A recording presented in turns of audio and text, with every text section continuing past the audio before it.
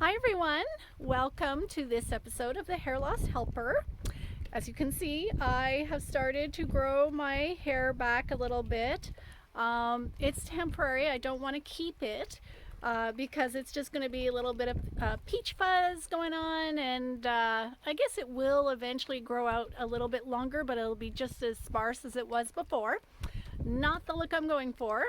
And in this episode, just for fun, I am going to dye whatever I have up here pink, a hot pink. And to help me with the process, I have my usual partner in crime, my niece Shirley.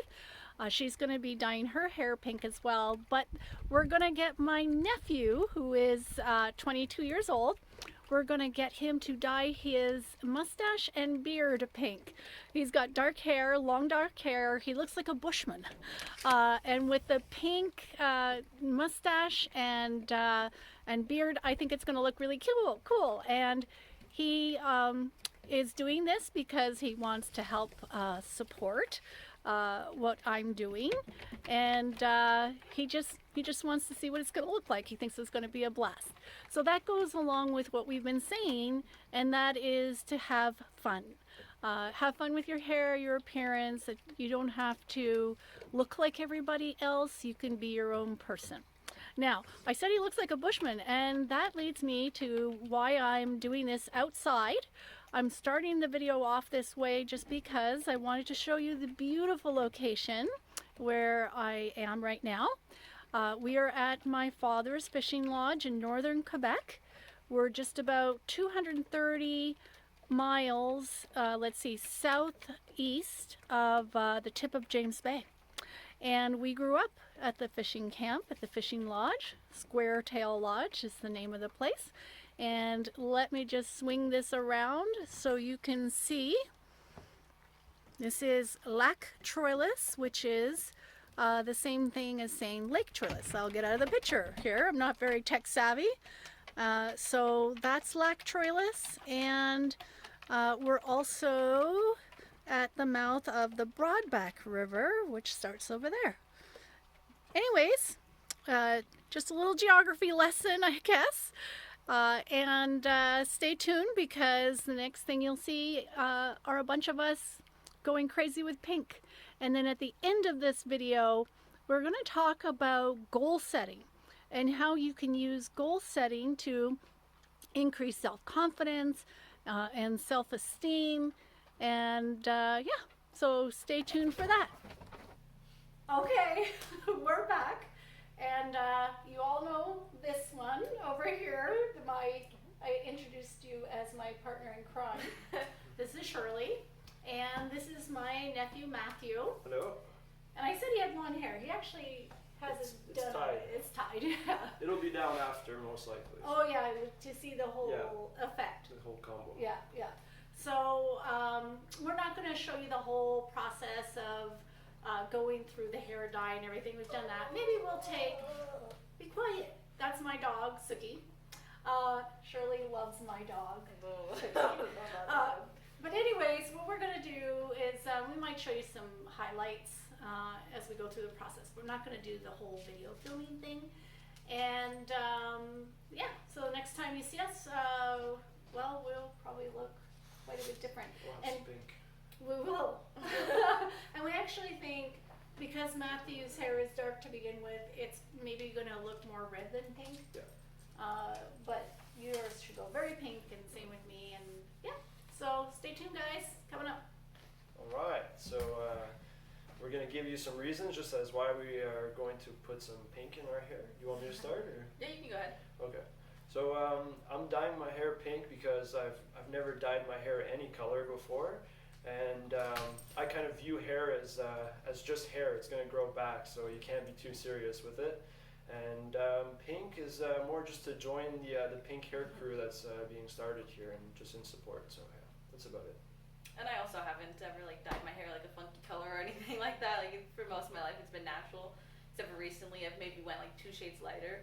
But definitely seeing my aunt have fun with her hair and my brother's joining in too makes me want to just go pink, do something crazy that I haven't done before. So I'm probably gonna do a pastel pink. Okay, we thought it would be fun to show you the process for Matthew there. No more Blackbeard. Or brown. Try not to get it on his skin, eh, Shirley? Maybe turn your brush sideways. Would that work? Yeah. Works too. I got a little bit on your lip, but just something. Oh, you don't mind pink lips. All right, so I didn't realize how thick your beard was. we'll Quite a check back with us later. All right, everybody, it's time for the big reveal. So, this is me. Actually, I think most of the pink is just my skull that's been stained pink, the skin, but it's still pretty neat. All right, Shirley, your turn. Hello. I So mine love came out it. quite pink. It did, and it's not wet. It's just all the conditioner. Oh no, it is wet. I just got out of the shower, Okay. and yeah, it came out like a hot pink. I was expecting more of like a pastel, but it really like stuck on. But that's all right because after a few washes, it'll turn into more of the shade that I was looking for. I love it. Actually, I think it really suits you. It's fun. It's fun. And now we know you can't wait to see Matthew. Dun, Come dun, on dun. in. So that's my pink skin and my beard. Yes, but you know It was what? still fun. I think once you wash a couple of times, you're going to get the pink off your skin. Yeah. And then your beard is going to be like this funky purple color. I'm gonna rock it. You rock it now, but All you'll rock it more. Yeah, even more than, yeah. And when the sun hits it, it'll probably make it show a bit more too. Absolutely. Well, guys, I hope you thought that was fun and everything. And stay tuned because coming up is the academics. And we're, again, going to be talking about goal setting as ways to increase self-esteem and self-confidence. So stay tuned. Bye. Hi, everyone. Well, as you can see, I am no longer at Squaretail Lodge. I decided with such little time left, I wanted to spend it fishing and with my family. And so I waited till I got back to Utah to do the academic portion of this episode. And today we're going to be talking about using goal setting to increase self-esteem. So what is self-esteem? Well, really quick, self-esteem generally refers to the image that you have of yourself, your perception of yourself. Whether it is positive or negative, it is your opinion that you hold of yourself, whether you feel you are a valuable, respectable, contributory individual. All right. So generally, to have high self-esteem is associated with better mental health and well-being. And so oftentimes I think that people with hair loss issues can also have issues with self-esteem. And that's sad because, of course, we shouldn't tie our physical appearance into our perception or opinion that we hold of ourselves. But I think too often than not, that is the case. And so we want to look at ways to improve self-esteem and get away from making those negative judgments that we sometimes make about ourselves. And again, people with hair loss, I think, do tend to make some negative judgments that can hurt their self-esteem, and they're tying their hair loss into those judgments. And that's where I think we need to, or what we need to address today. Okay? All right, so how can goal setting help increase self-esteem? Well, if we set goals and achieve them, that's going to increase our self-confidence, right? It's going to increase what we call self-efficacy, the belief that we can do something, and it's going to help build an internal locus of control. Internal locus of control is something that we defined several episodes back, and so I won't go into a lot of detail now, but it's just basically believing that we are in control of our own thoughts, feelings, actions, and behaviors. All right? So what do we need to do to successfully set and achieve goals? Well, in psychology, there's an acronym that's often used to define the optimal way to set goals, and it's called SMART. And I'll tell you what each of those stands for. S is specific, M is measurable, A is attainable, R is realistic, and T is time bound. So what does that all mean? Well, put together, it means that you need to very clearly lay out what it is you want to change. So define it in terms of a behavior. Don't just say I want to increase self-esteem, because that's that's untangible. All right, that's not something that we can see, feel, hear, taste, touch, smell. We got to have something that is more empirical. So if you're going to set a goal, define it in terms of a behavior that is very, very specific. Then measurable, again, something that you can taste, touch, feel, smell. It has to be something that we can actually write down on a piece of paper and record it. All right, so we know how much of this behavior we're engaging in now, and where do we want it to go in the future. Attainable, well, it just has to be something that is possible, right? Don't set something for yourself that is absolutely impossible. And realistic, something could be attainable but not realistic for you. So I might want to be a professional, basketball star. Well, that's not going to happen, not at my age, and I'm only barely, not quite, 5'2". So that's out of the question. So it has to be something that's realistic. And then time bound means, don't just say, well, at some point I want to have, whatever the behavior is, or I want to decrease this behavior at some point. Give yourself a specific date. So say in 30 days, in 2 weeks, or in 3 months' time, but make it specific, okay, in terms of your time. Now, how might you use goal setting to modify a behavior that might be feeding into your self-esteem in a negative way? Well, you might try social media use. I know, all right, it's ironic that I'm telling you to address social media use, and right now you're using social media to watch these posts. However, I'm hoping that the posts that I'm putting out there are positive and helpful. So much of social media is not. And so you might decide to reduce the amount of time that you spend engaged with social media every day.